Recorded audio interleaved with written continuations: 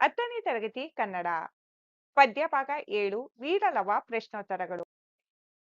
ವಾಕ್ಯ 3 ಅರಸುಗಳ ವಾಜಿಯಂ ಬಿಡು. ಆಯ್ಕೆ ಪ್ರಸ್ತುತ ಸಾಲನ್ನು ಲಕ್ಷ್ಮೀಶನು ಬರೆದ ಜೈಮಿನಿ ಭಾರತ ಕೃತಿಯಿಂದ ಆಯ್ದ ವೀರಲವ ಎಂಬ ಪದ್ಯಪಾಠದಿಂದ ಆರಿಸಿಕೊಳ್ಳಲಾಗಿದೆ. ಸಂದರ್ಭ ವೀರಲವನು ಆಶ್ರಮದ ತೋಟವನ್ನು ಧ್ವಂಸ ಮಾಡಿದ ಶ್ರೀರಾಮನ ಯಜ್ಞಾಶ್ವದ ಅಣೆಯಲ್ಲಿದ್ದ ಪಟ್ಟಿಯ ಬರಹವನ್ನು ಓದಿ ಅದನ್ನು ಕಟ್ಟಿ ಹಾಕಲು ನಿರ್ಧರಿಸಿ ತನ್ನ ಉತ್ತರೀಯದಿಂದ ಯಜ್ಞಾಶ್ವವನ್ನು ಬಾಳೆಯ ಗಿಡಕ್ಕೆ ಕಟ್ಟಿ ಹಾಕುತ್ತಾನೆ. ಆ ಸಂದರ್ಭದಲ್ಲಿ ಹೆದರಿದ ಮುನಿಸುತರು ಈ ಮಾತನ್ನು ಲವನಿಗೆ ಹೇಳುತ್ತಾರೆ. ಸ್ವಾರಸ್ಯ ಮುನಿಪುತ್ರರು ರಾಜನ ಯಜ್ಞಾಶ್ವವನ್ನು ಕಟ್ಟಿ ಹಾಕುವುದು ಅಪರಾಧ, ಅದರಿಂದ ಮುಂದೆ ತೊಂದರೆ ಉಂಟಾಗುತ್ತದೆ ಎಂದು ತಿಳಿದು ಭಯಗೊಂಡಿರುವುದು ಈ ಮಾತಿನಲ್ಲಿ ಸ್ವಾರಸ್ಯಪೂರ್ಣವಾಗಿ ವ್ಯಕ್ತಗೊಂಡಿದೆ.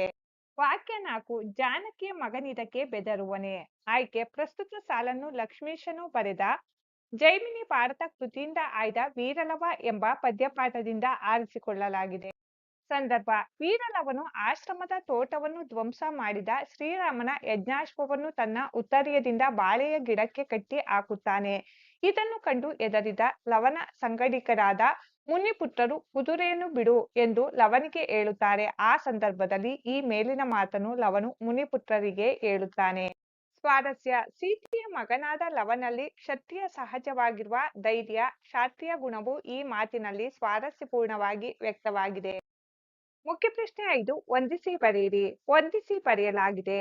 ದೇವನೂರು ಲಕ್ಷ್ಮೀಶ, ಕೌಶಲ್ಯೆ ರಾಮ, ವರುಣ ಅಬ್ದಿಪ, ವಾಲ್ಮೀಕಿ ಮುನಿ, ತುರಂಗ ಅಶ್ವ.